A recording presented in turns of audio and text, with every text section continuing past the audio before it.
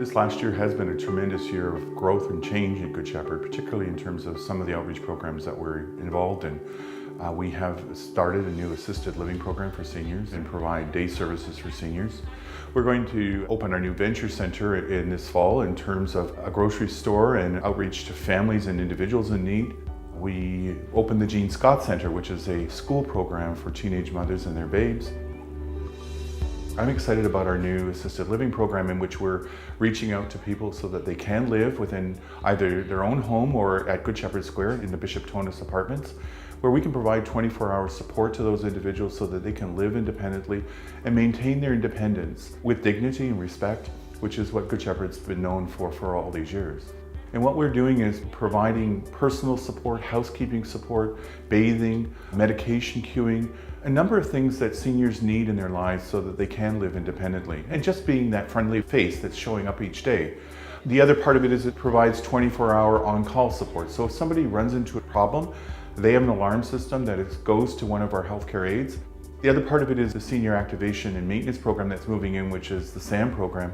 That will provide day services for seniors, along with a cafeteria and outreach and wellness services, which will keep seniors well. And we just really believe that if we can build a comprehensive program to allow seniors to live independently in the community, that we can keep them in their own homes and they won't have to go to long-term care facilities.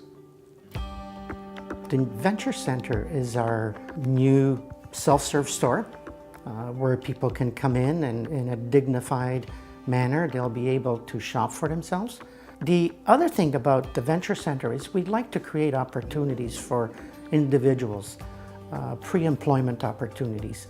Since we're going to be running a grocery store, there are things that an individual who's out of work and has been out of work for a while can come in, stock shelves. We're even looking at perhaps having a bit of a janitorial program, because janitorial is always in demand. So we're hoping that if we can get that started, individuals will have the opportunity to go out into the community and get employment. The other big development we hope will come out of the Venture Center will be a furniture program.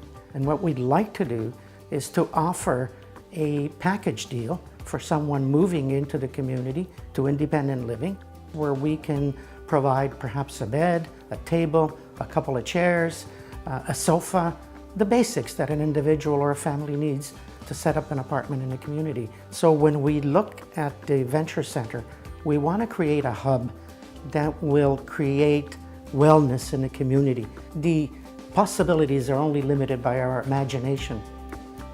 Out of Angela's Place, the need was identified through the East End neighborhoods that we need more schooling so that young moms could go and be educated but have their children with them because of lack of childcare spaces in the city. And so young moms would be struggling with, if you can't get a childcare subsidy, you can't go to school, and if you can't go to school, you can't get income, and so it's a vicious cycle. So we're pretty proud of Jean Scott, and Jean Scott came to us 6 years ago, donating to us knitted goods to Angela's Place. And little did we know then that Jean Scott would, 6 years later, buy us the church next door, which we had been hoping and praying would come up available for years because it would be such a perfect spot for Angela's Place to have a school and a child minding center. So we've seen the experience of young moms being taught to read and then teaching their children to read. And that's been a very powerful experience for us at Jean Scott Center. The people that help Angela's Place and the Jean Scott Center help us to inspire youth to hope, dream, and achieve. And we believe that we strengthen our community by allowing no youth to stand alone. So we stand with them and you stand with us. We've had tremendous support from our donors, people who are generous with their resources and reaching out to us. We do in fact change people's lives. And we've seen that time and time again. So many stories recently where families have in fact said, thanks for what you've done for me. You've helped me to get on with my life. You've helped me to rebuild my life, my family. And we're glad that we've been able to do that, and we've been blessed that we've been able to be there for people.